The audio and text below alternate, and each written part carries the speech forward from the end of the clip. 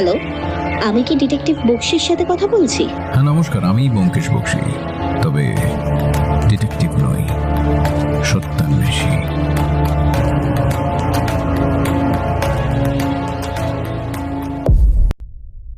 ঘড়িতে এখন সকাল 8:30 বাজে। অস্থির হাতে আজকের খবরের কাগজের পাতা উল্টাচ্ছি। ভেতরে ভেতরে এক কাপ চায়ের জন্য শরীরটা একেবারে অস্থির হয়ে উঠেছে, জিভটা একেবারে শুকিয়ে গেছে। অথচ এত বেলা হলো, হাতে এখনো এক কাপ চাও জোটেনি। গলা খাঁকারি দিয়ে একবার হাঁক দিলাম, পুটি চা হলো তোর? আজকে কি সকালের চাটা পাবো নাকি বাইরে গিয়ে খেয়ে আসতে হবে? পুটিরাম ব্যস্ত স্বরে বলে উঠল, একেবারে বদ্দাবাবু এলে সকলে চা জল খাবার দিয়ে দেবো। বারবার জনে জনে এত দিতে পারবো নি বাপু, সবটা তো এখন এই পুঁটিরামের ঘাড়ে। এই এক জ্বালা হয়েছে এখন। যবে থেকে সত্যবতী সংসারের প্রতি উদাসীন হয়ে পড়েছে, তবে থেকেই সংসারে এমন ছন্ন ছাড়া অবস্থা। আর ব্যোমকেশ সেই কখন যে মর্নিং ওয়াকে গেছে, এখনো তার ফেরার নাম নেই। সত্যবতী সেই সকাল থেকে বারান্দায় গিয়ে বসে আছে। বেশ কিছুদিন হলো সত্যবতী কেমন যেন একটা হয়ে গেছে, কারোর সাথে আর কথা বলে না, মুখে সেই হাসিটাও নেই, এমনকি ব্যোমকেশের সাথে দাম্পত্য খুনসুটিও নেই। রান্নাঘরে যায় না, খাবারের থালা সামনে রেখে ঘন্টার পর ঘন্টা বসে থাকে, তেমন কিছু মুখেও তোলে না। ওর চোখ মুখ এই কদিনেই কেমন যেন বসে গেছে, কেমন যেন একটা ছন্নছাড়া ভাব সবকিছুতেই। অনেকবার এই নিয়ে ওর সাথে আমি আর ব্যোমকেশ কথা বলতে গেছি, কিন্তু কোনো বিশেষ লাভ হয়নি। সত্যবতীর মুখ থেকে আমরা একটা কথাও বার করতে পারিনি। আজ অবশ্য ব্যোমকেশ একজন মনোরোগ বিশেষজ্ঞের অ্যাপয়েন্টমেন্ট নিয়ে রেখেছে বিকেলে, কারণ সত্যবতীর শারীরিক কোনো সমস্যা যে নেই তা পাশের বাড়ির বোসদা কালই কনফার্ম করেছেন। উনি একজন জেনারেল ফিজিশিয়ান, ডাক্তারিতে ওনার বেশ নাম ডাক আছে। সকাল সন্ধ্যা ওনার চেম্বারের সামনে লম্বা লাইন পড়ে। তাই উনি যখন কাল বললেন যে সত্যবতীর শারীরিক কোনো সমস্যা উনি দেখতে পাচ্ছেন না, যতটা তাড়াতাড়ি সম্ভব একজন মনোরোগ বিশেষজ্ঞের পরামর্শ নিতে, তখন ব্যোমকেশ আর দেরি করেনি। এই ডাক্তারের খোঁজ অবশ্য বোসদাই দিয়েছেন। আজ বিকেল 4টের সময় আমাদের অ্যাপয়েন্টমেন্ট করা হয়েছে। আমাদের ডাইনিং হল থেকে বারান্দাটা একদম সোজাসুজি দেখা যায়। একবার ওই দিকে চাইলুম, দেখলুম সত্যবতী শূন্য চোখে বাইরের দিকে চেয়ে আছে। সত্য, সত্য, আরে কোথায় গেলে? তাড়াতাড়ি চাটা দাও। উফ, কত দেরি হয়ে গেল। একেবারে বাজারটা করেই ফিরলুম। যাই, হাত মুখটা ধুয়ে আসি। ব্যোমকেশের গলা পেয়ে আমি ফিরে তাকালাম। রোজ বেচারা নানাভাবে চেষ্টা করছে সত্যবতীকে স্বাভাবিক করার। অন্যদিন হলে এতক্ষণে সত্যবতী রান্নাঘর থেকে এসে হাজির হয়ে যেত। ব্যোমকেশের হাত থেকে বাজারের থলিখানা নিয়ে বলতো, যাও তাড়াতাড়ি হাত মুখ ধুয়ে এসো, আমি টেবিলে চা দিচ্ছি। কত বেলা হয়ে গেল, তোমার জন্য ঠাকুরপোড়া এখনো চা জল খাবার পেটে পড়েনি। কিন্তু আজ আর তা হলো না। ঘড়িতে এখন বিকেল 4:10। আমরা মিনিট 15 আগেই সত্যবতীকে নিয়ে ডক্টর দস্তিদারের চেম্বারে পৌঁছে গেছি। কিছুক্ষণ আগেই সত্যবতীকে ভিতরে নিয়ে গেছে। ব্যোমকেশ সেই থেকে অস্থির হয়ে আমার সামনে সমনে পায়চারি করে যাচ্ছে। ওর মনের অবস্থা আমি খানিকটা হলেও আন্দাজ করতে পারছি। প্রায় মিনিট 20 পরে ভিতরে আমাদের ডাক পড়ল। ভিতরে গিয়ে দেখলাম বছর 60-এর এক সৌম্যকান্তি চেহারার ভদ্রলোক গম্ভীর মুখে বসে আছেন। হাত দেখিয়ে আমাদের উল্টো দিকের চেয়ারে তিনি বসতে নির্দেশ করলেন। তারপর গম্ভীর কণ্ঠে বললেন, কিসের থেকে নজর সরিয়ে এবার একটু আশেপাশের মানুষগুলোর দিকেও খেয়াল করুন ব্যোমকেশ বাবু। আপনার স্ত্রীর সাথে কথা বলুন, ওনাকে সময় দিন। ভিতরে ভিতরে যে উনি ভীষণ একা হয়ে পড়েছেন। আমি কিছু ওষুধ লিখে দিচ্ছি, কিন্তু মনে রাখবেন, কাছের মানুষের যত্ন, সঙ্গ পাওয়া, খানিকটা একান্ত সময়, এগুলোর থেকে অব্যর্থ ওষুধ কিন্তু এই রোগের আর কিছু নেই।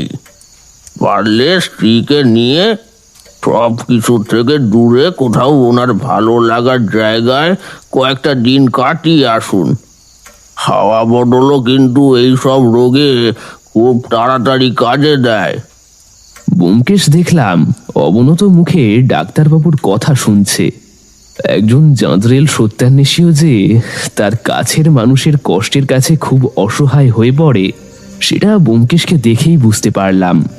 শেষ 6 মাস একের পর এক কেস নিয়ে ব্যোমকেশ সত্যিই ভীষণ ব্যস্ত হয়ে পড়েছিল।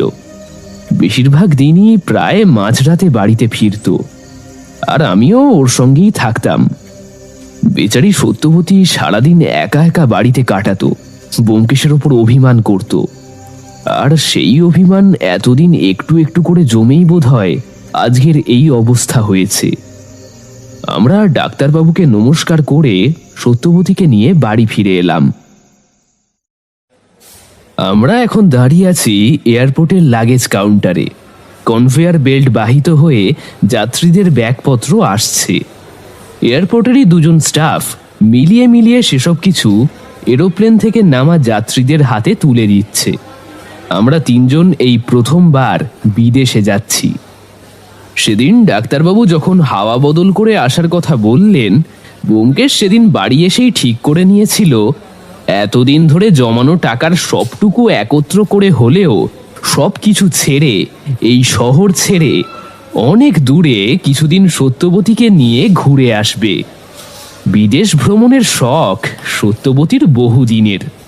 আমি অবশ্য যাব না বলেছিলাম, কিন্তু ব্যোমকেশ নাছোড়বান্দা। অবশেষে তাই আমাকেও রাজি হতেই হয়েছিল। তারপর কয়েকদিন ধরে টিকিট ও আর যা যা কিছু ফর্মালিটিস আছে সেই সব কিছু করে আমরা 3 জন আকাশযানে উঠে পড়েছিলাম। সমস্ত কিছুই ব্যোমকেশের খ্যাতি ও চেনা জানার সূত্রে খুব সহজেই হয়ে গিয়েছিল। দাঁড়িয়ে দাঁড়িয়ে এসব ভাবতে ভাবতেই আমাদের লাগেজ নেবার ডাক এসে গিয়েছিল। আমি গিয়ে নিজেদের জিনিসপত্র মিলিয়ে নিয়ে চলে এলাম। তারপর 3 জন মিলে এয়ারপোর্টের বাইরে এসে দাঁড়ালাম। চারপাশে কুয়াশা আবৃত পাহাড় পর্বতে ঘেরা শহরটা দেখে সত্যবতী জোরে একটা নিঃশ্বাস নিল। এখানে পা দিয়েই যে ওর মনটা আগের থেকে অনেকটা হালকা হয়েছে তা ওর মুখের দিকে চাইলেই বোঝা যাচ্ছিল। এয়ারপোর্টের বাইরেই ট্যাক্সি স্ট্যান্ড। আমাদের হোটেল ব্যোমকেশ আগের থেকেই বুক করে রেখেছিল। আমরা একটা ট্যাক্সি ভাড়া করে হোটেলের উদ্দেশ্যে রওনা দিলাম। কিছুক্ষণের মধ্যেই দেখলাম আকাশ একদম ম্যাজিকের মতোই একেবারে মেঘমুক্ত ঘন নীল। এত গরম করতে শুরু করলো যে আমরা সকলেই শীতের পোশাক খুলে ফেলতে বাধ্য হলাম। সত্যবতী দেখলাম জানলার বাইরের দিকে চেয়ে আছে। রাস্তার দুপাশের ঝাঁ চকচকে বিশাল বিশাল অ্যাপার্টমেন্ট, শপিং মল, অফিস, আদালত ইত্যাদি সবকিছু আমাদের চোখে পড়তে লাগলো। রাস্তা ভর্তি লোকজন, গাড়ি ঘোড়া, কিন্তু সবকিছুই একদম ছবির মতো সুন্দর। গাড়ি থেকে দেখলাম এখানকার বেশিরভাগ মানুষই, সে নারী হোক বা পুরুষ, এক বিশেষ ধরনের কাপড় পরে আছে। পোশাকটা অনেকটা লম্বা কোটের মতো, কিন্তু দেখেই বোঝা যায় বেশ হালকা আর রং বেরঙের কাপড় জুড়ে বানানো হয়েছে। পোশাকটার সাথেই একটা লম্বা তেকোনা টুপি জড়ানো আছে। ড্রাইভারকে জিজ্ঞাসা করে জানলাম স্থানীয় ভাষায় একে নাকি টেরচা বলে। বিশাল তাপপ্রবাহ থেকে বাঁচতে এখানকার লোকজন পোশাকের ওপর এই ধরনের একটা পোশাক পরে। আশেপাশে তাকিয়ে শ্বেতাঙ্গ, কৃষ্ণাঙ্গ ইত্যাদি সব ধরনের মানুষই আমাদের চোখে পড়ল, তবে বেশিরভাগই আদিবাসী কৃষ্ণাঙ্গ। তাদের সারা শরীরে বিভিন্ন ধরনের অদ্ভুত দর্শন উল্কি কাটা, যা ওই পাতলা পোশাকের ভিতর থেকেও একদম স্পষ্টভাবে দৃশ্যমান। এসব নিয়েই আমি আর ব্যোমকেশ কথা বলছিলাম। মাঝে মধ্যে ড্রাইভারটির কাছ থেকে এখানকার দর্শনীয় সব জায়গা সম্পর্কে ব্যোমকেশ জেনেও নিচ্ছিল। ড্রাইভারটির বয়স এই আন্দাজ 40 কি 45 হবে। স্থানীয় আদিবাসী সম্প্রদায়েরই, নাম হলো হেনরি। কথাবার্তায় বেশ ভালো। বলল ওই আমাদের সবকিছু ঘুরিয়ে দেখাতে পারে। প্রায় বছর 20 ও নাকি এই লাইনেই রয়েছে। আমরা সানন্দে রাজি হলুম, কারণ এখন আবার গাইড খুঁজতে গেলে অন্য নানা রকম সমস্যা হতো। প্রায় 1.25 ঘন্টা বাদে শহরের কোলাহল থেকে বেশ খানিকটা দূরে আমরা আমাদের হোটেলের সামনে এসে পৌঁছলাম। পাহাড়ের কোলে বানানো বেশ সুন্দর আর ছিমছাম একটা হোটেল। গাড়ি থেকে নেমে আমি আর সত্যবতী চারপাশটা দেখছিলাম। ব্যোমকেশ হেনরির সাথে কালকে কোথায় কোথায় যাবে এবং কখন যাবে এসব বিষয়ে কথা সেরে নিচ্ছিল। আমরা যে হোটেলটার সামনে এসে দাঁড়িয়েছি সেটাকে ঠিক হোটেল বলা চলে না, একটা কাঠের 3 তলা বাড়ি, যার ছাউনিটা ছোট ছোট টালি আর টিন দিয়ে বানানো হয়েছে। বাড়িটার সামনে এক ফালি একটা বাগান মতো করা আছে, যেখানে রং বেরঙের পাহাড়ি ফুল ছোট ছোট টবে করে সাজিয়ে রাখা হয়েছে। ভিতরে ঢোকার দরজার ডান দিক আর বাঁ দিক বরাবর দুটো বাঁশের খুঁটির উপর একটা ফেস্টুন মতো টাঙানো আছে, আর তাতে লেখা আছে হোলি হেভেন গেস্ট হাউস। আমাদের গাড়িটা রাস্তারই একপাশে খানিকটা পাহাড়ি ঢালের জন্য হেলে দাঁড়িয়ে আছে।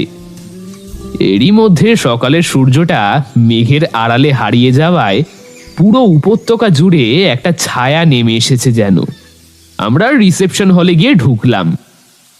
একজন ভদ্রলোক দেখলাম মুখে একটা লম্বা চুরুট নিয়ে বসে আছেন আর মাঝে মধ্যেই ধোঁয়া ছাড়ছেন। দেখেই মনে হলো লোকটিও স্থানীয় কৃষ্ণাঙ্গ। আমাদের দুটো পাশাপাশি ঘর নেওয়া হলো। সমস্ত ফর্মালিটিস সম্পূর্ণ করে আমরা দোতলায় আমাদের রুমে পৌঁছলাম। হোটেলেরই একটা অল্প বয়সী ছেলে এসে আমাদের ব্যাগপত্র দিয়ে গেল আর বলে গেল হাত মুখ ধুয়ে বেলা 12টার মধ্যে এখানকার ডাইনিং হলে গিয়ে পৌঁছাতে হবে। 12টার মধ্যেই নাকি এখানে লাঞ্চ সার্ভ করে দেওয়া হয়। যেহেতু আমরা অনেকটাই লেটে এসে পৌঁছেছি, তাই এই মুহূর্তে আর অন্য কোনো খাবার দেওয়া সম্ভব নয়, একেবারে লাঞ্চ করতে হবে। দোতলার দুপাশে লম্বা টানা ঝুল বারান্দা আছে, আর তার পাশে সারি সারি ঘর, মাঝে একটা করিডর। প্রত্যেকটা ঘরে দুটো করে দরজা আছে, একটা বারান্দার আর একটা করিডরের দিকে। আমি আমার রুমে ঢুকে গেলাম। পাশের ঘর থেকে সত্যবতী আর ব্যোমকেশের মৃদু কথাবার্তার আওয়াজ ভেসে আসছে। মনে মনে ভারী খুশি হলাম। ডাক্তারবাবুর হাওয়া বদলের ওষুধ তাহলে ম্যাজিকের মতোই কাজ দিয়েছে। লাল রং করা কাঠের দরজার বাইরে বেরিয়ে আমি ঝুল বারান্দাটায় এসে দাঁড়ালাম। দেখলাম বারান্দার এক প্রান্তে একটা ঘোরানো সিঁড়ি আছে। সিঁড়িটা সোজা নেমে গিয়ে বাগানে গিয়ে মিশেছে। হোটেল থেকে বেশ কিছুটা দূরে মেইন রোড থেকে কিছুটা নিচে পাহাড়ের গায়ে ঝুলে রয়েছে একটা গ্রাম। ঝুম চাষের জন্য যেমন পাহাড়ের ধাপ কেটে জমি বানানো হয়, ঠিক তেমনই পাহাড়ের গায়ে ধাপ কেটে বানানো হয়েছে একটি ছবির মতো সুন্দর গ্রাম। অনেক নিচে গ্রামের ছোট ছোট বাড়িগুলো এখান থেকেই দেখা যাচ্ছে। বাড়ির দেওয়ালের বাহারি রংগুলো দেখে মনে হচ্ছে পাহাড়ের গায়ে কে যেন নানা রঙের আবির আনমনে ছড়িয়ে দিয়ে গিয়েছে। আমি নির্বিশেষে সেই দিকেই তাকিয়েছিলাম। হঠাৎ ঘোর ভাঙল একটা চাপা খুক খুক কাশির আওয়াজে। দেখলাম বারান্দার শেষ প্রান্তে একজন ভদ্রলোক এক হাতে বাইনোকুলার ধরে আর অন্য হাত মুখে চেপে ধরে কাশি চাপার চেষ্টা করে চলেছেন। কাশির দমকে তার পিঠটা বারবার কেঁপে কেঁপে উঠছে। পোশাক আশাক আর চেহারা দেখে মনে হলো কোনো বাঙালি হয়তো হবেন, হয়তো আমাদেরই মতো হাওয়া বদলের অভিপ্রায়ে এখানে এসেছেন। দেখলুম আমাকে দেখতে পেয়েই সিঁড়ির পাশের ঘরটিতে ভদ্রলোক ব্যস্ত পায়ে ঢুকে গেলেন।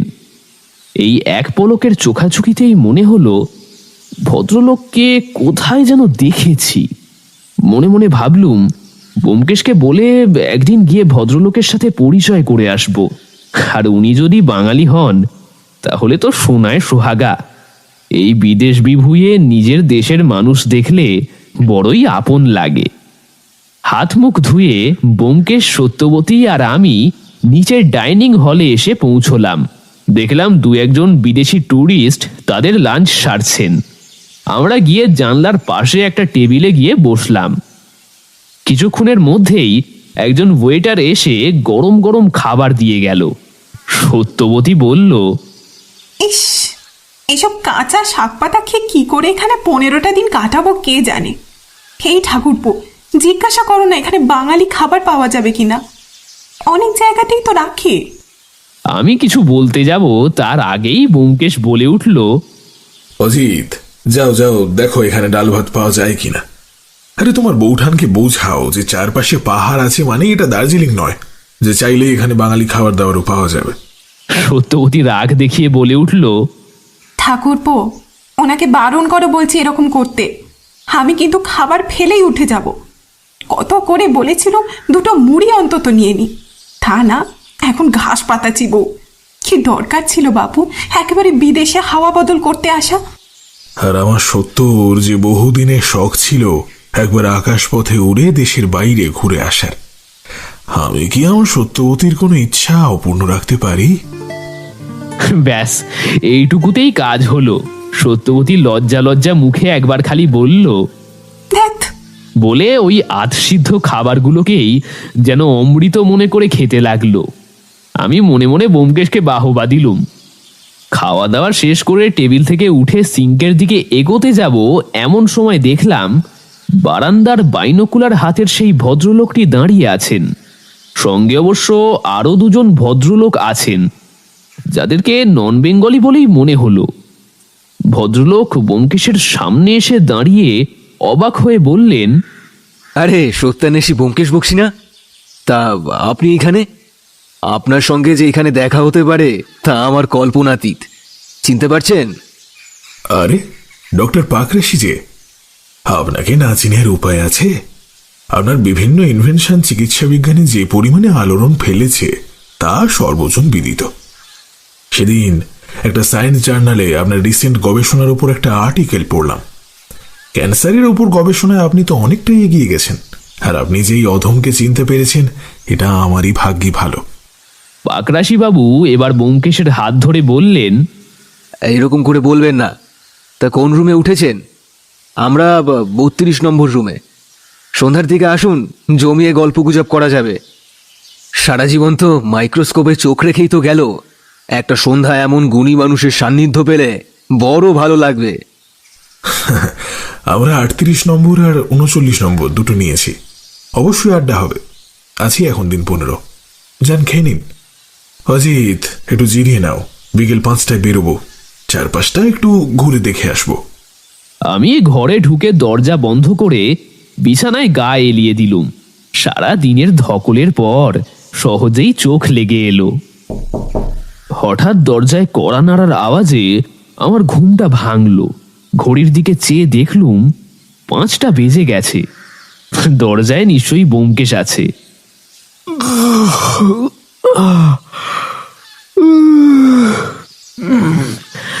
যাই বলে তাড়াতাড়ি দরজা খুললুম।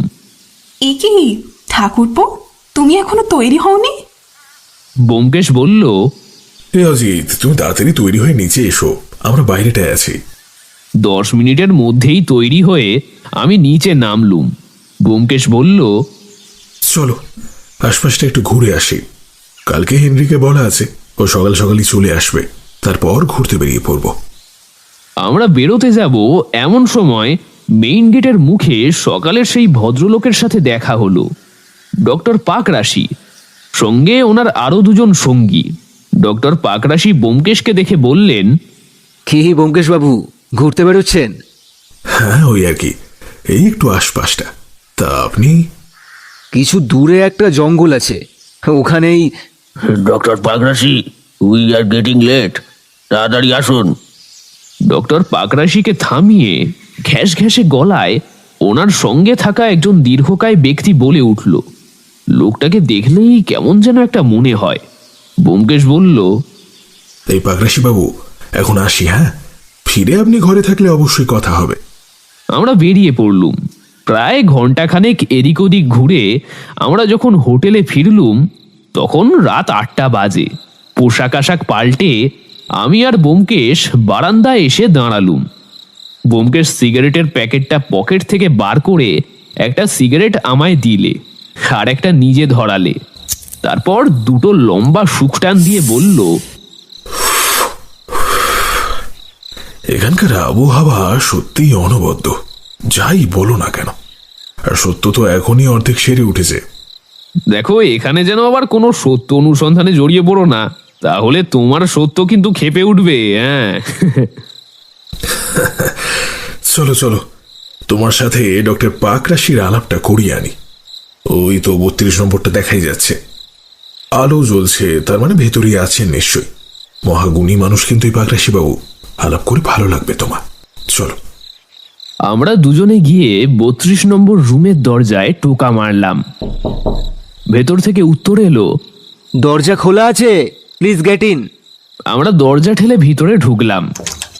ডক্টর পাগরাশি আমাদের দেখে উঠে দাঁড়ালেন, তারপর বললেন, আরে ব্যোমকেশ বাবু, আসুন আসুন, বসুন। তা আপনার সঙ্গীটিকে তো ঠিক চিনলাম না। আগে, ইনি অজিত, আমার খুব কাছের বন্ধু। ডক্টর পাগরাশি আমার সাথে করমর্দন করে বললেন, আলাপ হয়ে ভালো লাগলো। তা ব্যোমকেশবাবুর সঙ্গে একজন ভদ্র মহিলাকেও দেখেছিলাম, মিসেস নাকি? ব্যোমকেশ ঘাড় নেড়ে সম্মতি জানালো। ডক্টর পাগরাশি রুম সার্ভিসে ফোন করে 3টে কফি দিয়ে যেতে বললেন। কিছুক্ষণের মধ্যেই গরম গরম ধোঁয়া ওঠা কফি আমাদের রুমে হাজির হয়ে গেল। আমাদের গল্প একেবারে জমে উঠল। জানা গেল ভদ্রলোক এখানে গবেষণা সংক্রান্ত একটি সিক্রেট মিশনে দিন 7 আগে নাকি এসেছেন। সঙ্গে ওনার আরও 2 বিজ্ঞানী বন্ধু এসেছেন, ডক্টর অগাস্টিন এবং ডক্টর মার্গারেট। দুজনেই ভারতীয় খ্রিস্টান। ওনারা দুজনও এই হোটেলেরই 3 তলায় রয়েছেন। আরও নানা কথাবার্তার মধ্য দিয়ে রাত বাড়তে লাগলো। ঘন্টা 1.5 পরে আমরা ডক্টর পাগরাশির কাছ থেকে বিদায় নিয়ে উঠে পড়লাম। ডিনারের সময় হয়ে গিয়েছে। সত্যবতী বেরিয়ে এসে একটু শুয়েছিল, এতক্ষণে সেও ঘুম থেকে উঠে পড়েছে নিশ্চয়ই। পরের দিন সকাল 8টায় হেনরি গাড়ি নিয়ে হাজির হলো। আমরা রেডি হয়েই ছিলাম। ব্রেকফাস্ট সেরেই আমরা বেরিয়ে পড়লুম। মানতেই হবে, হেনরি দারুণ গাইড। একদিনেই আমাদের অনেকগুলো জায়গা দেখিয়ে দিল। আমরা যখন ফিরলুম তখন সন্ধ্যা হব। হেনরি গাড়ি থেকে নেমে ব্যোমকেশের সাথে কথা বলছিল। হঠাৎ দেখলুম আগের দিনের ডক্টর পাগরাশির সেই বিজ্ঞানী বন্ধুদ্বয়। ওনাদের মধ্যে একজনকে দেখে হেনরি দেখলাম চমকে উঠল। তারপর আমাদের আগামীকাল তৈরি থাকতে বলে তড়িঘড়ি গাড়িতে উঠে বেরিয়ে গেল। ব্যাপারটা একটু অদ্ভুত লাগলেও আমরা খুব একটা আমল দিলাম না। এরপর 5 দিন আমরা প্রচুর ঘুরলাম। খাবার সমস্যাটুকু বাদ দিলে সত্যবতীর এখন খুশির অন্ত নেই। সারাদিন ঘুরছে, পছন্দের ছোটখাটো ঘর সাজানোর জিনিসপত্র কিনছে, কল কল করে কথা বলছে, ব্যোমকেশের সাথে খুনসুটি করছে। আগের বৌঠানকে ফিরে পেয়ে আমরাও ভীষণ খুশি। 6 নম্বর দিনে আমরা তাড়াতাড়ি ডিনার সেরে শুয়ে পড়েছিলাম। হঠাৎ একটা ঝনঝন করে কাঁচ ভাঙার শব্দে আমার ঘুমটা ভেঙে গেল। ঘড়িতে তখন রাত 1টা বাজে। দরজা খুলে বাইরে বেরিয়ে দেখলাম ব্যোমকেশও বেরিয়েছে। ব্যোমকেশ ওর চশমাটা পড়তে পড়তে বলল, আওয়াজটা কোথা থেকে এলো বলো তো অজিত? বারান্দার দিকের ঘোরানো সিঁড়ির কাছ থেকে মনে হলো। চলো দেখি। আমরা বারান্দার সিঁড়ির দিকে এগোতে যাব এমন সময় দেখলাম পড়িমড়ি করে ডক্টর পাগরাশি আমাদের দিকে ছুটে আসছেন। আমরা দৌড়ে গিয়ে ওনাকে ধরলাম। ব্যোমকেশ ওনাকে ধরে নিয়ে গিয়ে ওনার ঘরে বসালো। ওনার ঘরে গিয়ে দেখলাম বিছানার ঠিক মাথার দিকের জানলাটা, যেটা বারান্দামুখী, সেটার কাঁচ টুকরো টুকরো হয়ে মেঝেতে পড়ে আছে। ব্যোমকেশ ডক্টর পাগরাশিকে 1 গ্লাস জল দিল। উনি এক নিঃশ্বাসে চুমুক দিয়ে সবটুকু জল শেষ করে বললেন, আমি তখন বিছানায় ঠেস দিয়ে একটা জার্নাল পড়ছিলাম। হঠাৎ করে একটা ঝনঝন শব্দ আর একটা কাগজে মোড়া ঢিল আমার গায়ে এসে লাগলো। আমি সেটাকে তুলে নিয়ে দেখলাম কাগজে লেখা লিভ অর ডাই। এইসব দেখে আমি ভীষণ ভয় পেয়ে কি করব যখন ঠিক করে উঠতে পারছিলাম না, তখন আপনাদের কথা মনে হলো। দরজা খুলে দৌড়ে আপনাদের কাছে যাচ্ছিলাম। তারপর দেখলাম আপনারাও আওয়াজ পেয়ে বেরিয়ে এদিকেই আসছেন। ব্যোমকেশবাবু, আমাকে কেউ মারতে চায়। সেই একই ঘটনার পুনরাবৃত্তি ঘটতে চলেছে ব্যোমকেশবাবু। আমাকে প্লিজ বাঁচান। একমাত্র আপনিই পারেন আমাকে বাঁচাতে। প্লিজ ব্যোমকেশবাবু। এই পর্যন্ত বলে উত্তেজনা আর ভয়ে ডক্টর পাগরাশি হাঁপাতে লাগলেন। ব্যোমকেশ বলল, শান্ত হন পাগরাশি বাবু, আপনি আগে শান্ত হন। অজিত, তুমি পাগরাশি বাবুর কাছে একটু থাকো, আমি বাইরেটা একটু দেখে আসি। সাবধানে যেও, চারপাশে কাঁচের টুকরো ছড়িয়ে আছে। বলে ব্যোমকেশ কাঁচের টুকরোগুলোকে ডিঙিয়ে সাবধানে পা ফেলে বারান্দায় চলে গেল। ঘরের ভিতরের ভাঙা জানলা থেকে দেখলাম ব্যোমকেশ পুরো বারান্দাটা একবার পর্যবেক্ষণ করে সিঁড়ি বেয়ে সোজা বাগানে নেমে গেল।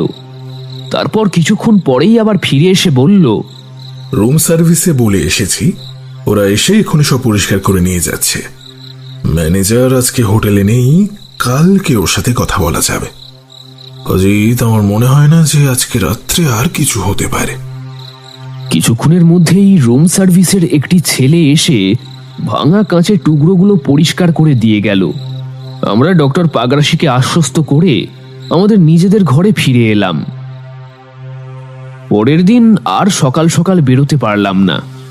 আগের রাতের ব্যাপারটা একটু খতিয়ে দেখার জন্য ব্যোমকেশ হোটেল থেকেই ফোন করে কার এজেন্সিতে হেনরিকে খবর পাঠালো যেন সকাল 10টা নাগাদ আসে। সকাল 7টা নাগাদ আমরা ডাইনিং হলে ব্রেকফাস্ট করার জন্য নামলাম। দেখলাম ডক্টর পাগরাশি এবং তার 2 সতীর্থ আগের থেকেই টেবিলে বসে আছেন। এক রাতের মধ্যেই ডক্টর পাগরাশির চোখের তলায় কালি পড়ে গেছে। এই কদিনে যতবার ভদ্রলোকের সাথে দেখা হয়েছে ততবারই ওনার মুখে হাসি দেখেছি, কিন্তু আজ ভদ্রলোকের শুকিয়ে যাওয়া মুখটা দেখে আমার ভারী মায়া হলো। ব্যোমকেশকে দেখতে পেয়ে ভদ্রলোক মনে হয় একটু আশ্বস্ত হলেন। তিনি বললেন, আসুন ব্যোমকেশ বাবু, অগাস্টিন গেছে ম্যানেজারকে ডাকতে। সত্যবতী আজকে ব্রেকফাস্ট করবে না বলেছিল, তাই আমি আর ব্যোমকেশই আজকে ব্রেকফাস্ট করতে নেমেছিলাম। আমরা দুজনে ডক্টর পাগরাশিদের টেবিলের উল্টো দিকে টেবিলটায় বসলাম। কিছুক্ষণ বাদেই দেখলাম সেই ঘ্যাস ঘ্যাসে গলার আওয়াজের ভদ্রলোক, কি যেন ডক্টর অগাস্টিন না কি যেন, উনি ম্যানেজার ভদ্রলোককে ধমকাতে চমকাতে নিয়ে আমাদের এদিকেই আসছেন। এই হলো লোকটার এক দোষ, ওর গলার স্বর শুনলেই কিরকম একটা সরীসৃপের মতো শীতল অনুভূতি হয়। ম্যানেজার বাবু এসে কালকের ঘটনার জন্য ডক্টর পাগরাশির কাছে ক্ষমা চাইলেন। তিনি বললেন, স্যার, এত নিরাপত্তা রক্ষী প্রত্যেকটা জায়গায়, তা সত্ত্বেও কী করে এমনটা হতে পারে আমি ঠিক ভাবতে পারছি না। নিরাপত্তার দিকটায় স্যার আমি আরও কড়া নজর দেব, আপনি চিন্তা করবেন না। আশা করি আর এরকম ঘটনা কোনোদিনও ঘটবে না। ব্যোমকেশ ম্যানেজারকে জিজ্ঞেস করলো, আচ্ছা, আগের রাতে 1টা নাগাদ মেন গেটে যে গার্ডে ছিল তাকে একটু ডেকে পাঠান। আগে রাত 1টা নাগাদ আমাদের গার্ডদের ডিউটি শিফট হয়। সন্ধ্যা 7টা থেকে যে প্রহরায় থাকে সে 1টা নাগাদ বাড়ি চলে যায়। সেকেন্ড শিফট যার থাকে সে 1টা 5 নাগাদ জয়েন করে যায়। আচ্ছা, তার মানে 1টা থেকে 1টা 5 পর্যন্ত মেন গেট অরক্ষিত ছিল। তার মানে এই ভাগেই কেউ। ঠিক আছে, ঠিক আছে, আপনি যান আর দেখবেন এরপর থেকে সেকেন্ড শিফটের গার্ড এলেই তবেই যেন ফার্স্ট শিফটের গার্ড বাড়ি যায়, তার আগে নয়। ঠিক আছে?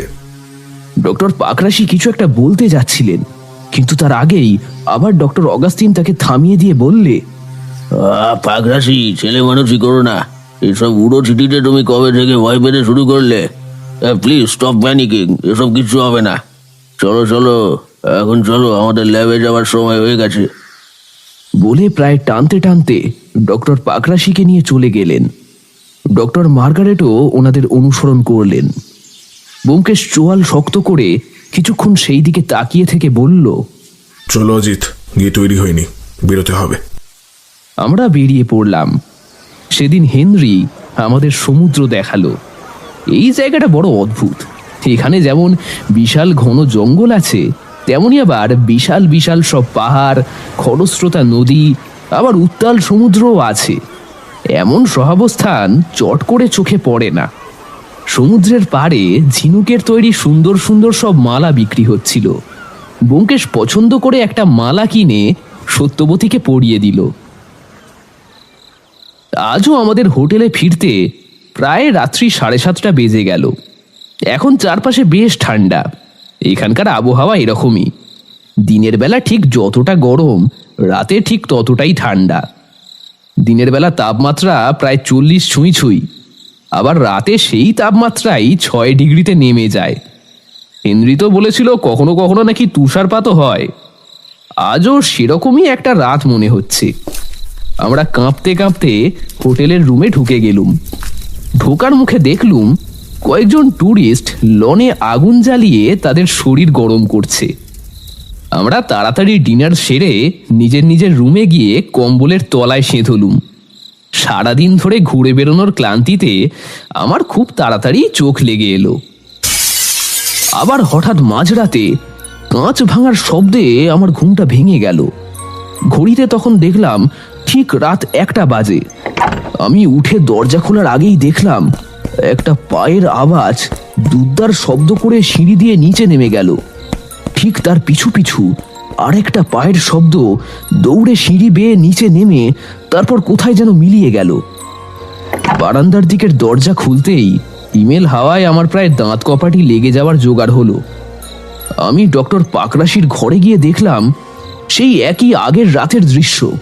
কাঁচের টুকরোগুলো এদিক ওদিক ছড়িয়ে পড়ে আছে। একটা কাঁচের টুকরো এসে ডক্টর পাকরাশির হাতে গেঁথেছে। উনি দরজার পাশে দাঁড়িয়ে কাঁপছেন। কিছুক্ষণের মধ্যেই ব্যোমকেশ এলো। একটুর জন্য হাত ফসকে গেল, তবে চিন্তা নেই, পাখি খুব শিগগিরই ধরা পড়বে। একটা ক্লু পেয়েছি, কিন্তু তার আগে আপনাকে যে সবটুকু খুলে।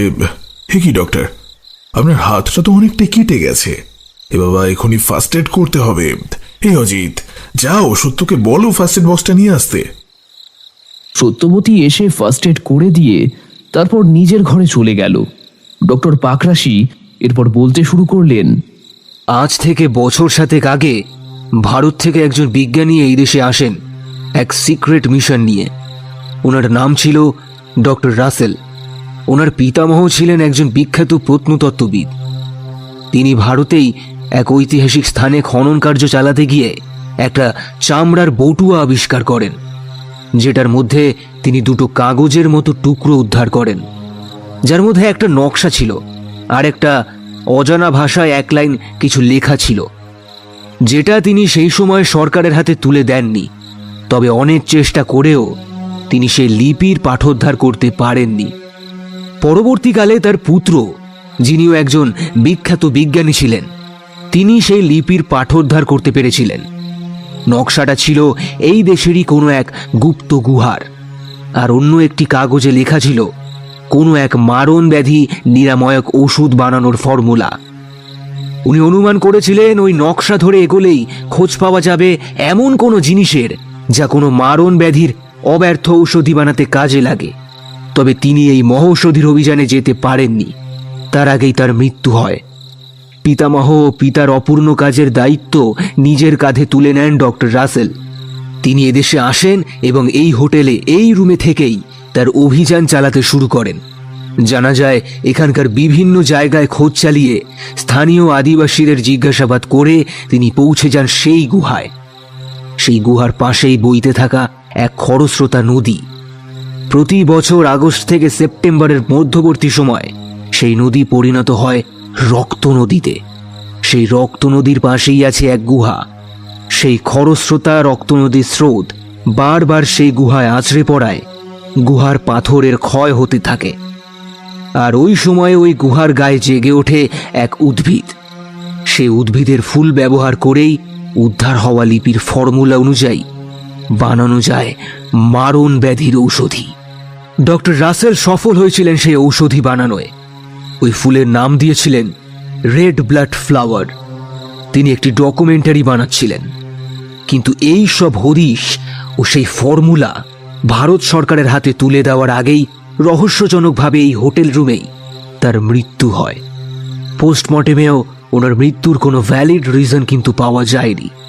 আর তার মৃত্যুর সাথেই হারিয়ে যায় সেই রেড ব্লাড ফ্লাওয়ারের রহস্য। তবে তার সেই ডকুমেন্টারিটি উদ্ধার হয়েছিল, যার থেকে এত তথ্য জানা যায়। কিন্তু হাজার হাজার বছরেও বিনষ্ট না হওয়া সেই লিপি দুটির খোঁজ পাওয়া যায়নি।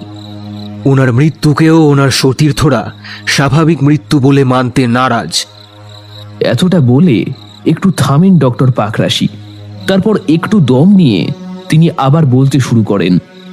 কিন্তু আশ্চর্যের ব্যাপার কি জানেন তো ব্যোমকেশবাবু, বছর 3 আগে একজন বিজ্ঞানী আসেন এখানে ডক্টর রাসেলের আবিষ্কৃত সেই রেড ব্লাড ফ্লাওয়ারের খোঁজে। সরকার এই রুম সিল করে দিয়েছিলেন, কিন্তু সরকারি পারমিশন নিয়ে এই রুমেই থাকা শুরু করেন তিনি। কিন্তু রহস্যজনকভাবে তিনিও এই রুমে মারা যান। কিন্তু আমি এইবারে এই অভিযানে কোনো রকম সরকারি সহায়তা পাইনি। এই রুম রীতিমতো সরকারিভাবে বন্ধ করে দেওয়া হয় সেই দ্বিতীয় মৃত্যুর পর। সরকার 2টো মৃত্যুর কারণ উদ্ধার করতে না পারলেও নিছক কাকতালীয় বলে উড়িয়ে দেয়নি।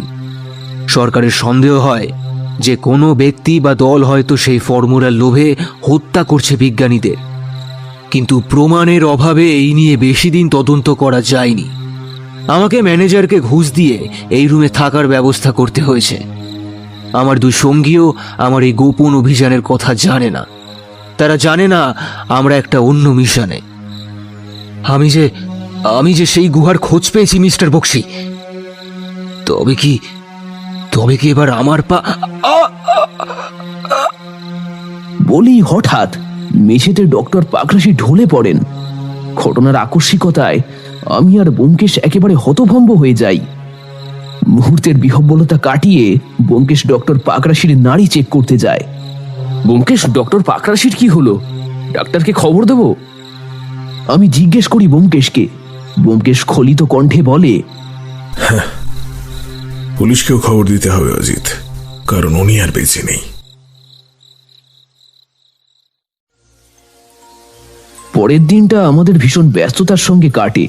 এখানকার পুলিশ এসে বডিটাকে পোস্টমর্টেমে নিয়ে যায়। তবে একইভাবে পোস্টমর্টেমে ডক্টর পাকরাশির মৃত্যুটাকেও স্বাভাবিক মৃত্যু বলা হয়। রুটিন মাফিক এনকোয়ারি হয়। তবে ব্যোমকেশ এই মৃত্যুকে স্বাভাবিক মৃত্যু বলে মানতে নারাজ। আমরা ডক্টর পাকরাশির মৃত্যুর পূর্বে ওনার মুখ থেকে যা কিছু শুনেছি তাতে অন্তত এই মৃত্যুটাকে স্বাভাবিক মৃত্যু বলে উড়িয়ে দেওয়ার কোনো প্রশ্নই ওঠে না। ব্যোমকেশ আমাদের দেশের পুলিশ ও গোয়েন্দা দফতরের সাথে যোগাযোগ করেছে। এখন ভারত সরকার এই কেসটাকে নিজের দায়িত্বে নিয়েছেন, আর তার জন্য তারা দেশ থেকে 2জন পুলিশ অফিসারকে পাঠাচ্ছেন যারা ব্যোমকেশের খুবই পরিচিত। ডক্টর পাকরাশির 2 সতীর্থকেও পুলিশের অনুমতি ছাড়া দেশের বাইরে যেতে নিষেধ করা হয়েছে। ব্যোমকেশের তৎপরতায় এত কিছু হওয়ায় ওনারা ব্যোমকেশের উপর বেজায় চটে রয়েছেন, তা ওনাদের আচরণ দেখলেই স্পষ্ট বোঝা যাচ্ছে। তবে ব্যোমকেশ এই কেসে নামার আগে সত্যবতীর কাছে অনুমতি চেয়ে নিয়েছে, কারণ এদেশে আসার আগে সত্যবতীকে সে কথা দিয়েছিল যে এই কদিন সে কোনো রকম কেসে জড়াবে না। কিন্তু এই ঢেকি স্বর্গে গেলেও ঠিক ধান ভাঙবে। তবে বৌঠান বলেছেন, আমাকে তুমি আর লজ্জা দিও না। একজন মানুষের জন্য কাজ করতে গিয়ে মারা গেলেন, তার মৃত্যু রহস্য উদ্ঘাটন করা তো সত্যান্বেষী হিসাবে তোমার কর্তব্য। এ ব্যোমকেশের যোগ্য সহধর্মিনীর মতোই কথা বটে। তাই ব্যোমকেশ পুরো দমে ডক্টর পাকরাশির মৃত্যু রহস্য খুঁজে বের করতে লেগে পড়েছে। তার দৃঢ় ধারণা ওই 32 নম্বর রুমের 3টে মৃত্যুই কোনো একটা সূত্রে গাঁথা আছে। পরের দিনই 2জন অফিসার এদেশে এসে পৌঁছেছেন। একজন অফিসার হলেন ঋষিকেশ ব্যানার্জি, অপরজন সৌরিশ রায়। দুজনেই ব্যোমকেশের সুপরিচিত। অফিসার ব্যানার্জি এসে বললেন, কি ব্যোমকেশ বাবু, তদন্ত কদ্দূর? আপনি থাকতে আমরা এখানে বাহুল্য মাত্র। কি বলেন অজিত বাবু? হ্যাঁ? ব্যোমকেশ হেসে বলে, আরে না না, তদন্ত করবেন তো আপনারাই। তবে আমার জানা কিছু কথা আমি আপনাদের জানিয়ে যেতে চাই, হয়তো তদন্তে আপনাদের কিছু সাহায্য হতে পারে। ডক্টর পাকরাশির মৃত্যুর আগের দিন থেকে উনি ঠিক রাত 1টায় একটা থ্রেট লেটার পাচ্ছিলেন, যাতে লেখা ছিল লিভ অর ডাই। আমি নিশ্চিত এই লেটার যে ছুঁড়েছিল সে এই হোটেলেই আছে এখনো। প্রথমেই তাকে খুঁজে বার করা দরকার। সে কিভাবে জানলো পাকরাশি বাবু মারা যেতে চলেছেন, আর সেই কি মৃত্যুর জন্য দায়ী? আর যদি সেই আততায়ী হয় তবে জানতে হবে যে সে কেন হত্যা করলো ডক্টর পাকরাশিকে, আর কিভাবেই বা হত্যা করলো। আপনি এক কাজ করুন, আপনি এই হোটেলের সমস্ত লোকজনকে ইনক্লুডিং বোর্ড আর স্টাফ সকলকে ডাইনিং হলে ডেকে পাঠান। আমি সকলকে জিজ্ঞাসাবাদ করতে চাই। ব্যোমকেশের কথা মতো সকলকে ডাইনিং হলে ডেকে পাঠানো হলো। ডাইনিং এর পাশের এক রুমে এক এক করে সকলের জিজ্ঞাসাবাদও ব্যোমকেশ ও অফিসার ব্যানার্জি শুরু করলেন। প্রায় ঘন্টা তিনেক বাদে জিজ্ঞাসাবাদ শেষ হলে সকলে যে যার কাজে চলে যাওয়ার পর ব্যোমকেশ বলল, আপনারা যান, আমি একটু বাইরে থেকে ঘুরে আসি। আর অজিত, হেনরিকে বলা আছে তুমি আর বৌঠান গিয়ে আজকে ঘুরে এসো। আমি এক প্রকার নিমরাজি হয়ে চলে এলাম, কারণ কিছুদিন আগে পর্যন্ত বৌঠানের যা মনের অবস্থা ছিল তাতে এইসব খুন তদন্ত এসবের মধ্যে থাকলে ওর শরীর খারাপ হতে পারে। আমি রেডি হয়ে বেরোতে যাব, এমন সময় দেখি ব্যোমকেশ হন্তদন্ত হয়ে ঢুকছে, হাতে একটা পলিথিন ব্যাগ। কি ব্যাপার জিজ্ঞেস করাতে ব্যোমকেশ বলল, যা ভেবেছিলাম তাই অজিত। পাখি প্রমাণ লোপাট করার চেষ্টা করেছিল, সেই প্রমাণ এখন আমার হাতে। তবে এই বেলাটা অপেক্ষা করি, বুঝলে? দেখি সে হটকারিতা করে আর কোনো ভুল করে কিনা। সেদিন বেরিয়ে আসার পর ব্যোমকেশের কথা মতো ব্যোমকেশ, আমি আর দুই অফিসার সোজা গিয়ে ঢুকি স্টাফ কোয়ার্টারে। এই হোটেলের স্টাফ কোয়ার্টারটা একটা বড় হল রুমের মতো। এখানেই হোটেলের 6 জন স্টাফ থাকে। ব্যোমকেশ ভিতরে গিয়ে তাদের মধ্যে একজন স্টাফকে দেখিয়ে বলল, অফিসার ব্যানার্জি, অ্যারেস্ট করুন একে। এই ডক্টর পাকরেশিকে থ্রেট লেটার ছুটতেন। লোকটা ভয় পালাতে যায়, কিন্তু অফিসাররা লোকটাকে সঙ্গে সঙ্গে ধরে ফেলে। এরপর লোকটাকে অ্যারেস্ট করে জিজ্ঞাসাবাদের জন্য নিয়ে যাওয়া হয়। ব্যোমকেশ লোকটাকে প্রশ্ন করে, বলুন, ডক্টর পাকরাশিকে কিভাবে মারলেন? লোকটা প্রায় কেঁদে ফেলে বলল, বিশ্বাস করুন স্যার, আমি এবারে ওনাকে মারতে চাইনি, আমি তো ওনাকে বাঁচাতেই চেয়েছিলাম। আর তাই তো দুদিন ওনাকে চিঠি দিয়ে আমি এখান থেকে চলে যেতে সাবধান করেছিলাম। কিন্তু আপনি কি করে জানলেন যে ওনার উপর হামলা হতে পারে? কারণ আগের দুবার। বলুন, আগের দুবার কি?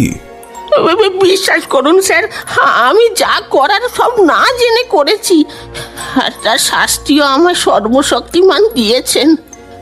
আমার বউ মেয়েকে আমি সেই পাপেই হারিয়েছি, আর আজও সেই কারণেই আমার এক পায়ে কোনো বল নেই। এসব খবর আমার জানা আছে, যেটা জানা নেই সেটা বলুন। বছর 7 আগে যখন প্রথম এখানে এক বিজ্ঞানী আসেন, তখন এক রাতে মুখ ঢেকে একজন লোক আসেন আমার কাছে। একটা কাগজে মুড়ে একটা পাউডার দিয়ে বলেন, ওই পাউডারটা ওই বিজ্ঞানী বাবুর খাবারে মিশিয়ে দিতে হবে। তার বদলে উনি আমাকে অনেক টাকা দেন। আমি গরিব মানুষ, টাকার লোভে আমিও তখনও বুঝিনি। আর তার পরের বারও লোভে পড়ে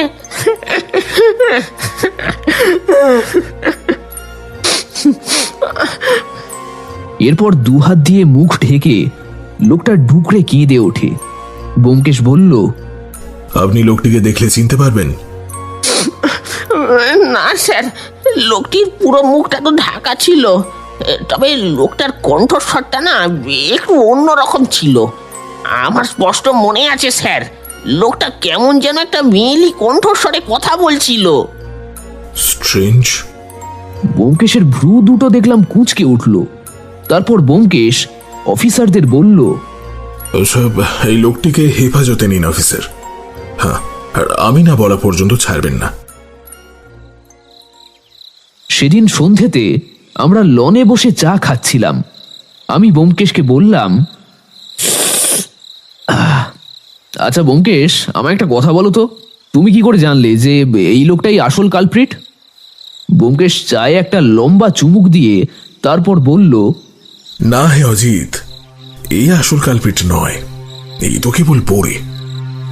যেদিন ডক্টর পাকরাশিকে হত্যা করা হয়েছিল, সে রাতে যখন হোটেলের এই লোকটা কাঁচ ভেঙে ওই চিরকুটটা ভেতরে পাঠাচ্ছিল, আমি ওর পিছু নিয়েছিলাম, কিন্তু সিঁড়ি দিয়ে দৌড়ে নিচে নেমে গিয়ে আমি আর লোকটাকে দেখতেই পাইনি। লোকটা যেন হাওয়ায় মিলিয়ে গিয়েছিল।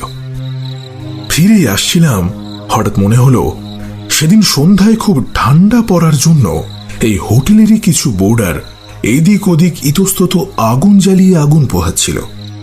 আগুন নিভে যাওয়ার পর তার ছাই এদিক ওদিক পড়েছিল। যদি কোনো জুতোর ছাপ পাওয়া যায়।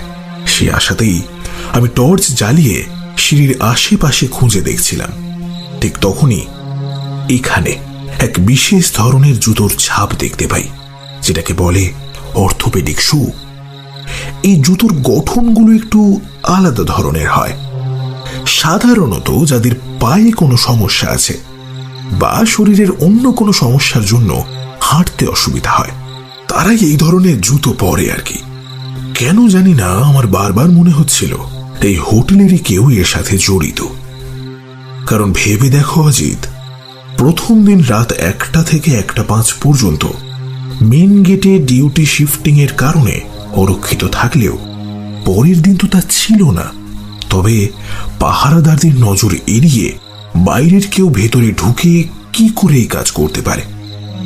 আমি তাই সেদিন সকলকে জিজ্ঞাসাবাদের জন্য ডেকে পাঠিয়েছিলাম, কিন্তু আশ্চর্যজনকভাবে কারো হাঁটাচলার মধ্যেই কোনো অস্বাভাবিকতা দেখতে পাইনি। কিন্তু হোটেলের স্টাফদের বয়ান অনুযায়ী আমি জানতে পেরেছিলাম এই হোটেলের নিয়ম অনুসারে প্রত্যেক স্টাফ পালা করে বাজার করে, শুধুমাত্র ওই লোকটি বাদে।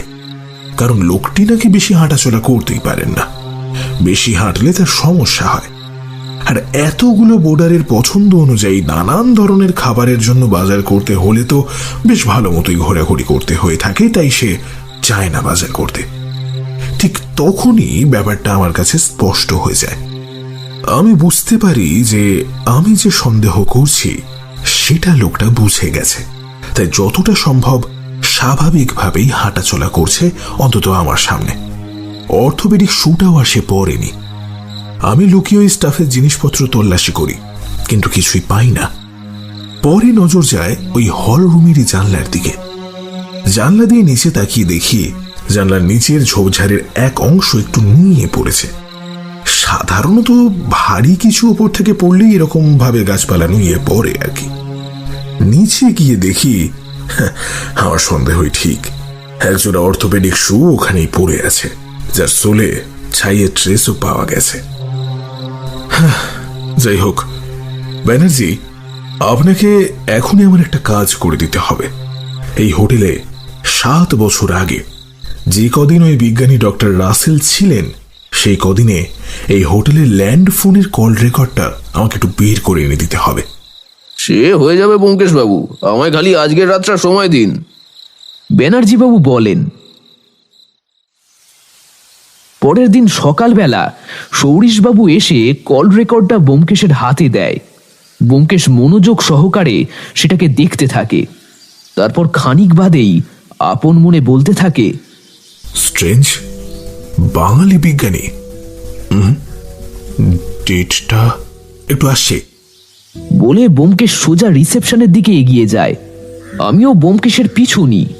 দেখি ও গিয়ে টেলিফোন কানে নিয়ে কার যেন একটা নম্বর ডায়াল করছে। হ্যালো, হ্যাঁ, হেনরিকে একটু পাঠিয়ে দেবেন। Hotel holy heaven. কিছুক্ষণ বাদে হেনরি এলে ব্যোমকেশ একাই ওর গাড়িতে করে কোথায় যেন বেরিয়ে যায়। সেদিন ব্যোমকেশ যখন ফেরে তখন প্রায় সন্ধ্যা হয়ে গিয়েছে। সারাদিনের ধকলে ওর চেহারা তখন একেবারে বিধ্বস্ত।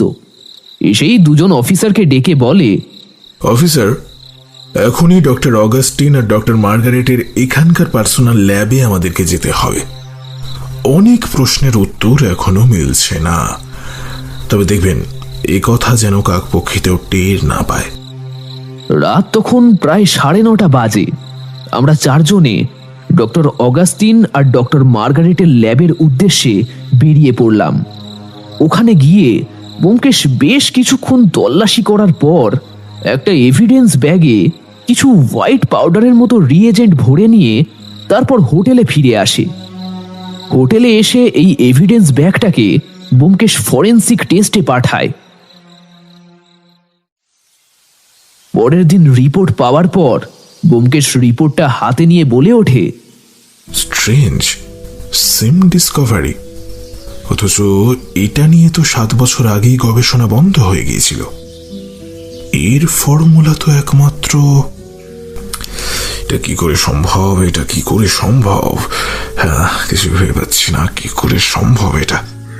এসব বিড়বিড় করতে করতে ব্যোমকেশ অস্থিরভাবে খালি পায়চারি করতে থাকে। বেশ কিছুক্ষণ এমন করে অস্থিরভাবে পায়চারি করার পর সে হঠাৎ চিৎকার করে ওঠে। ঠিক ঠিক ঠিক ঠিক, এতক্ষণ কেন এটা আমার মাথায় আসেনি? হ্যাঁ, বারে বারে ঘুঘু তুমি খেয়ে যাও ধান, এইবারে দেখাচ্ছি মজা।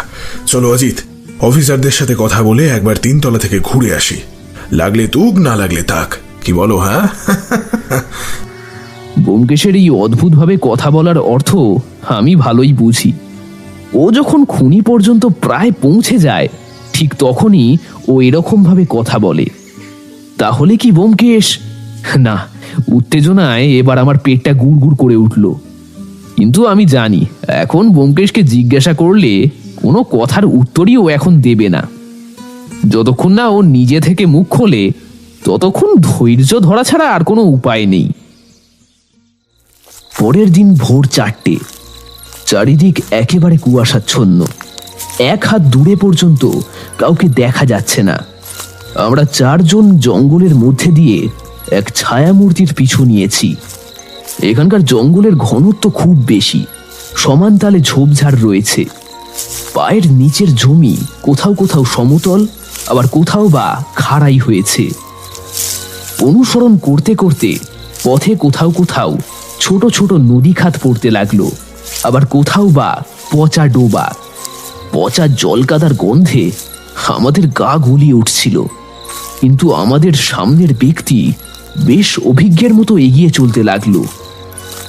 প্রায় ঘন্টা 1.5 এগোনোর পর একটা বিরাট লম্বা অথচ ন্যাড়া গাছের সামনে গিয়ে ছায়ামূর্তি থামলো। আমরা একটা নিরাপদ দূরত্বে গাছের আড়ালে লোকালাম।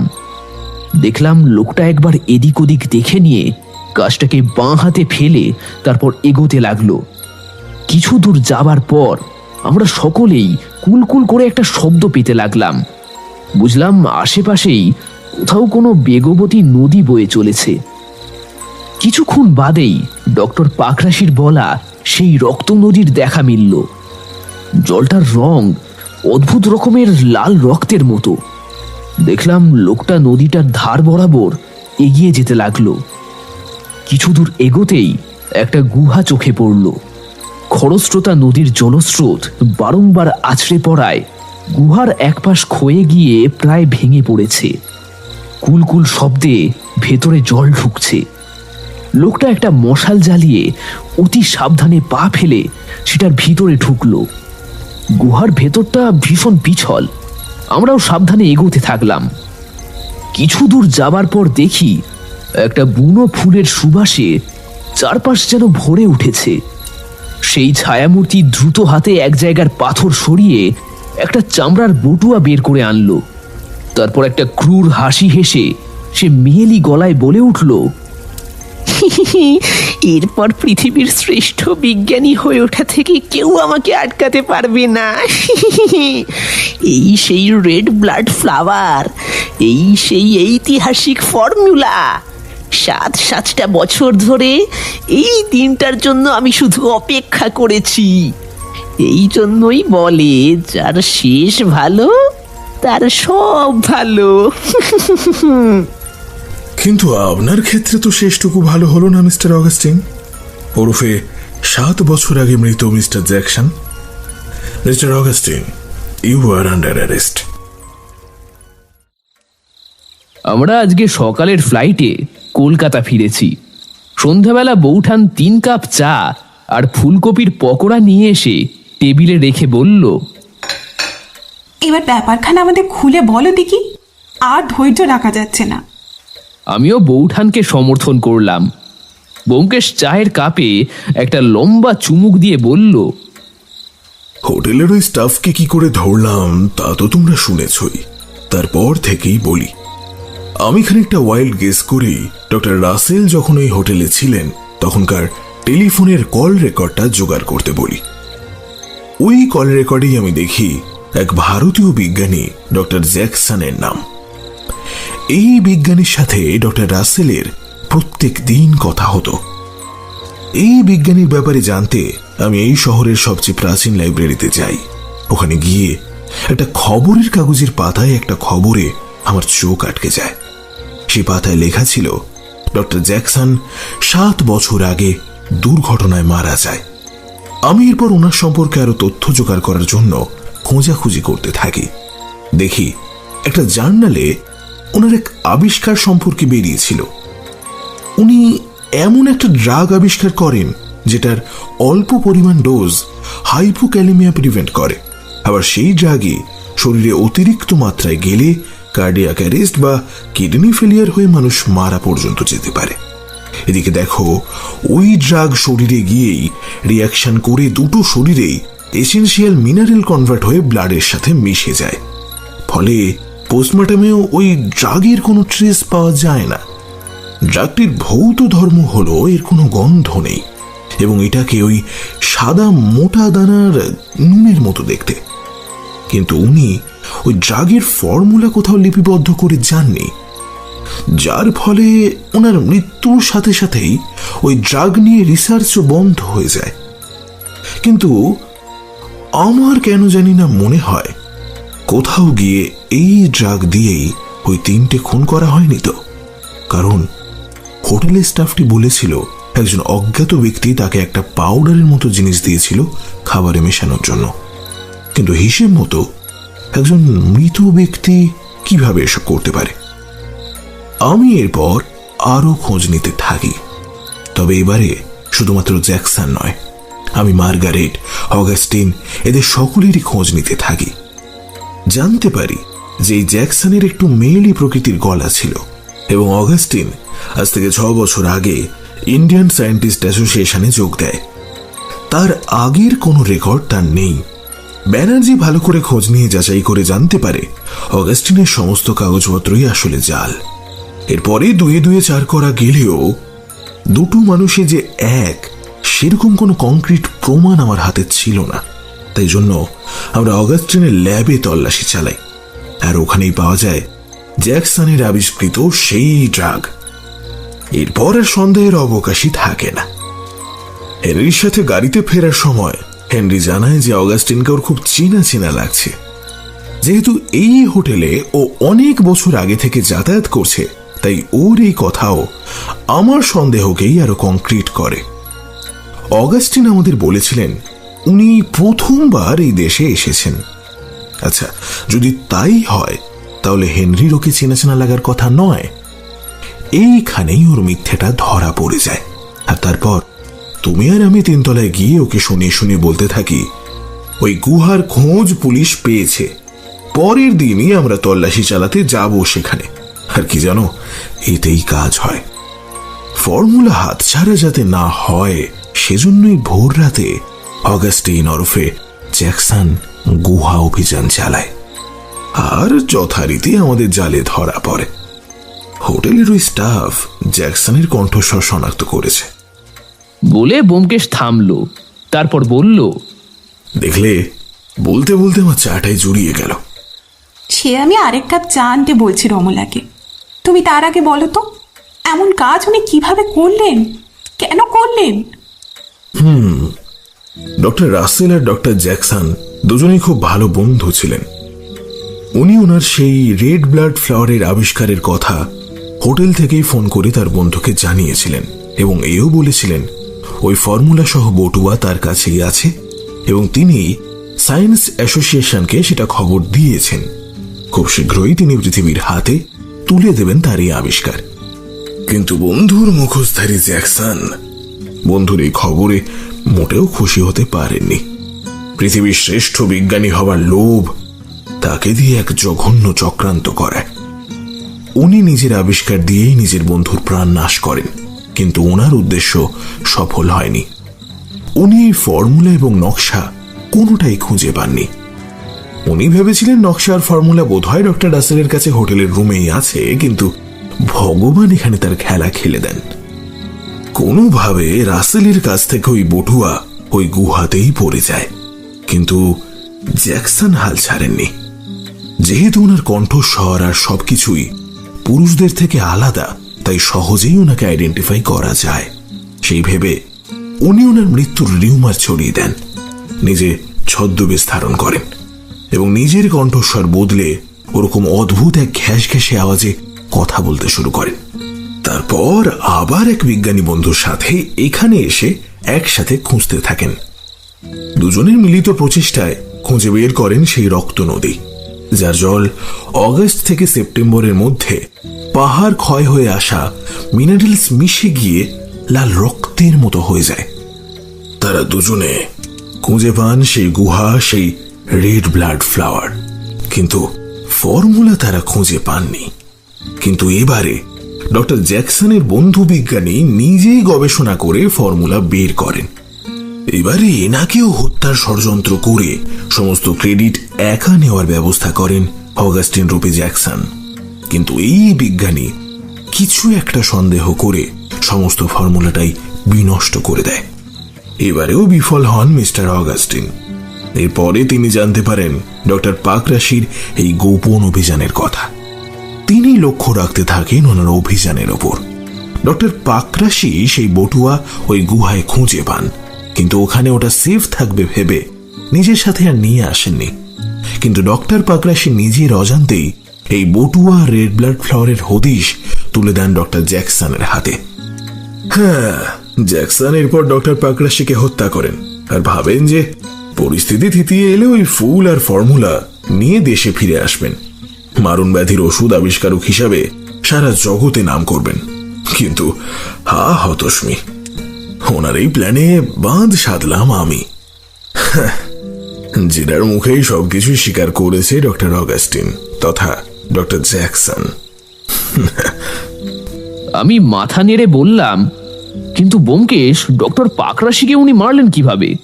ডক্টর পাকরাশি তো আমাদের সামনেই, আর ওই হোটেলের স্টাফটিও তো এইবারে। ব্যোমকেশ বলল, অজিত, এখানেও ডক্টর জ্যাকসনের দূরদর্শিতারই জয় হয়েছে। উনি বুঝেছিলেন যে হোটেলের ছেলেটি ডক্টর পাকরাশিকে সাবধান করছে, আর আবার সে চেষ্টা করবে যাতে ডক্টর পাকরাশি ওদের সেরে চলে যান। তাই জন্যই সুযোগ বুঝে উনি জানলার কাছে মাখিয়ে দিয়ে যান ওনার তৈরি সেই ড্রাগ, যেটা ঢিল ছোড়ার সাথে সাথেই ভেঙে গিয়ে ভাঙা কাচের একটা টুকরো গিয়ে গাঁথে ডক্টর পাকরাশির শরীরে। ব্যাস, সঙ্গে সঙ্গে বিষক্রিয়া শুরু করে সেটা। কিছুক্ষণের মধ্যেই মৃত্যুর কোলে ঢলে পড়েন ডক্টর পাকরাশি। ভেবে দেখো অজিত, কি অদ্ভুত না? তিনজন বিজ্ঞানীর রক্ত দিয়ে সার্থক করে দিয়ে গেলেন এই রেড ব্লাড ফ্লাওয়ারের নাম। ভাবা যায়? দেখেছো কাণ্ড? পুঁটিরাম এখনো চা দিয়ে গেল না। পুঁটিরাম!